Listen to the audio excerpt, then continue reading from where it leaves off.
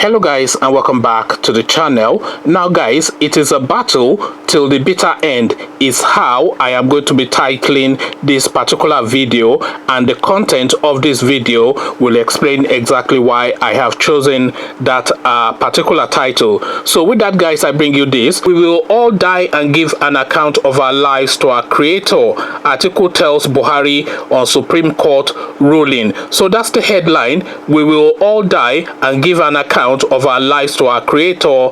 Atiku tells Buhari on Supreme Court ruling. So now let's find out exactly what the former vice president has to say.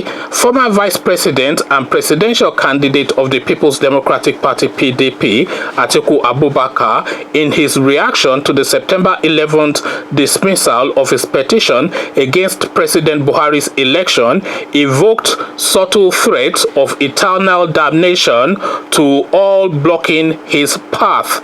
So that's the opening salvo. Atiku, who is trying to reclaim his mandate, and they have put that mandate in quotation marks, from President Buhari by pleading at the presidential tribunal that he had more plural votes via a server vote tally unknown to the Independent National Election Commission. Buhari's ineligibility for election and electoral fraud, said he will pursue his case until he gets justice. So that's a convoluted paragraph, but that is how it was written. The former vice president, who is reportedly in Dubai on vacation, released a statement today canvassing for belief from supporters in Nigeria that the Supreme Court could give him the justice he wants. In his words, "I urge all Nigerians to continue their support for this recourse to constitutional order via the courts. Even if there is little or nothing that you can do to ensure that justice is done in Nigeria, just believe that it will happen. Let us never underestimate the effect of our belief." So now here is a full breakdown of exactly what Atiku Abubakar said.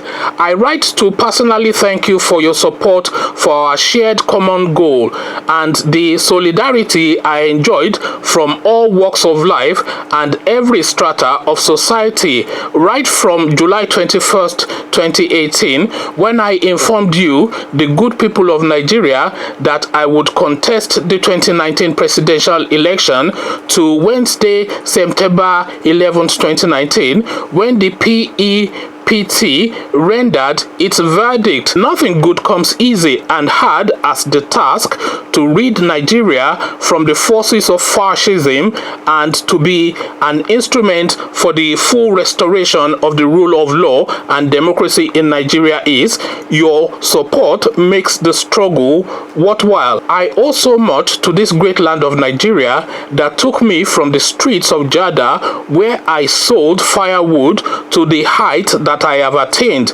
by God's benevolence in the civil service, in corporate Nigeria, and in public service.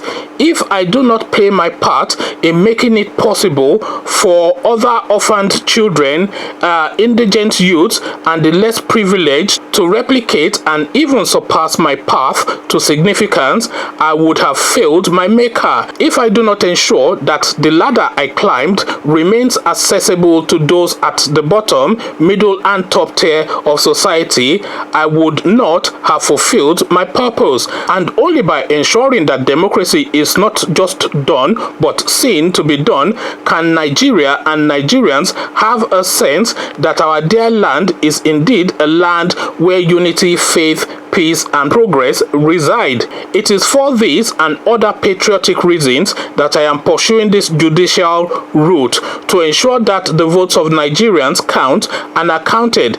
Yes, those who do not want this as Nigeria's reality will use every trick in the book to undermine, discourage, misinform, and mislead.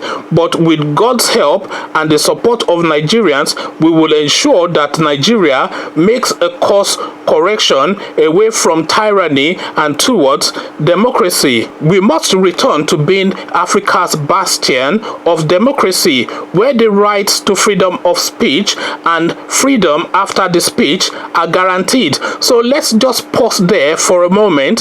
So that is a pointed comment right there, and that of course is a Sowore comment right there. So the right to freedom of speech and the right to freedom after that speech. So of course Sowore exercised his right to free speech by calling for that Revolution Now protest march that he called for, but then of course his freedom after that speech is not guaranteed, as we now know, because of course Malam Buhari is going to keep him in custody for the duration of his tenure. We pretty much know that because we already have the Dasuki example, and we have copious examples of anybody and everybody that has expressed disquiet against this regime being locked up in some gulag somewhere here, that they have underground cells now that they're locking people in. So we're back to Gestapo times, we are back to 1983, we are back to Decree 4, and this is now the present state of play in Nigeria. So that remark is quite pointed, and we of course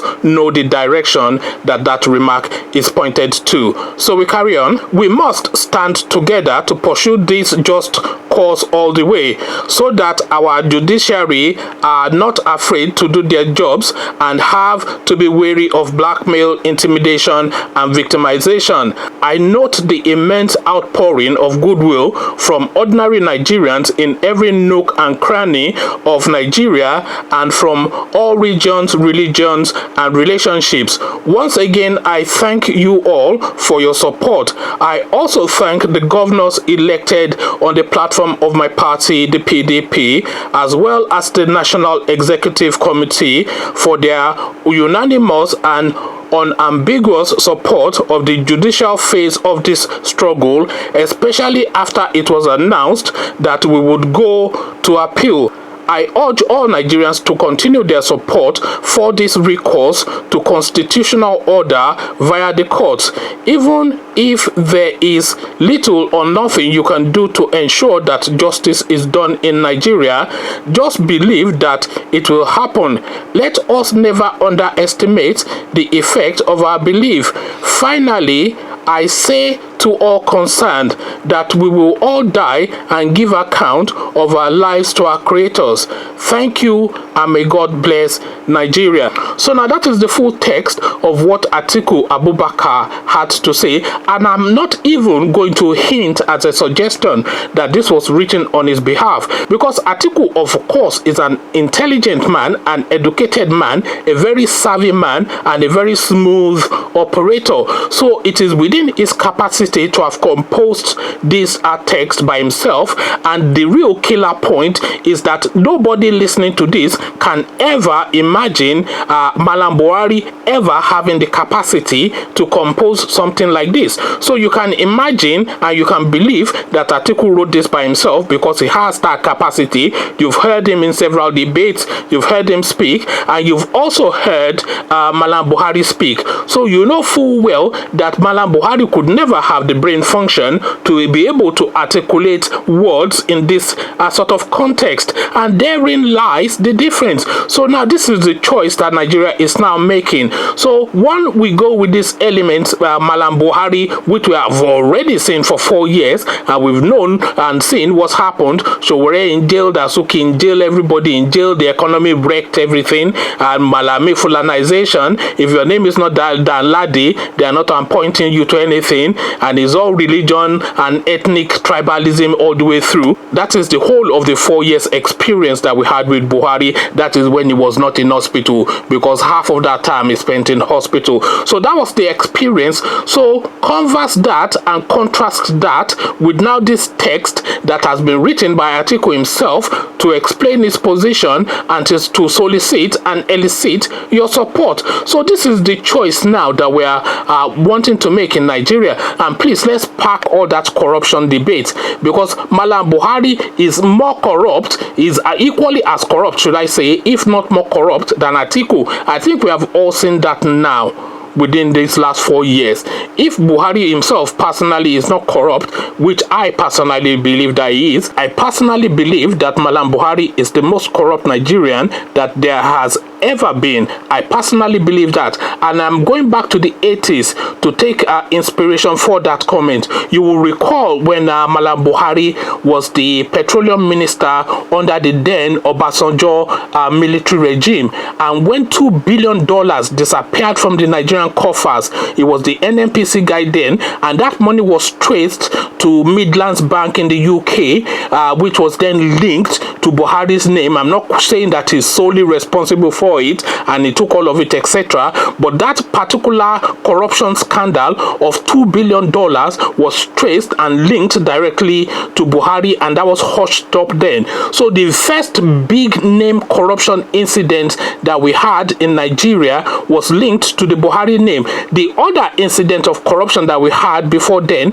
was this Alhaji who was carrying I think $250,000 in money, and they caught him in London somewhere, or Umaru Diko, who will still $500,000. But the first big eye-popping corruption incident that we've had in that country was linked to the name Buhari, and that was hushed up. They started an investigation, but we never got the result. So anybody that is saying Buhari is Mr. Integrity and whatnot, that person doesn't really know the history of Nigeria, really, is what that person is telling you. But then let's just park that to one side. But the distinction really that I'm wanting to make is from the articulation of this text that I have just read out to you, that has been put forward by Atiku Abubakar, and then contrast that with your experiences of the public speakings and the public outings of Buhari when it's the government and the government. You need a subtext to even understand what this guy has to say, because it doesn't even have any real grasp of the English language, and the rest of us, of course, don't speak Fulani. So what language of communication exactly are we using to communicate in Nigeria? And by the way, in my personal view, that's one of the reasons why this guy narrows the field to his own people. This is why he appoints his own people, really, because he doesn't have the confidence to communicate with somebody outside of his region, because the language of communication then, of course, would have to be in English, which is not the language that he formulates thought in his mind with. It's a language that he struggles with, and that, of course, added to the fact that he has no real learning in terms of spending time in any sort of institution of learning. So he's intimidated by credentials and language, and thus he narrows the field to his people. And of course, is a religious and an ethnic jingoist anyway. That is just his innate instinct. I think every Nigerian knows that Malam Buhari is a religious and an ethnic jingoist. There's no refuting that. Even Malam Buhari has never really come out to dispute that is a religious and an ethnic jingoist. So the battle carries on is the theme of this video. That is the narrative, and that is what is coming through. So come tell me what your thoughts are about what Atiku Abubakar has said and what my summation of it is. Come tell me what your thoughts are on all these. But before you come share those thoughts with me, click on the red subscribe button so it turns gray. Bell button notifies you every time I drop a new video. Then come, let's share thoughts around this in the comment section. So I'll leave you here, join you in the comment section, but here I say peace.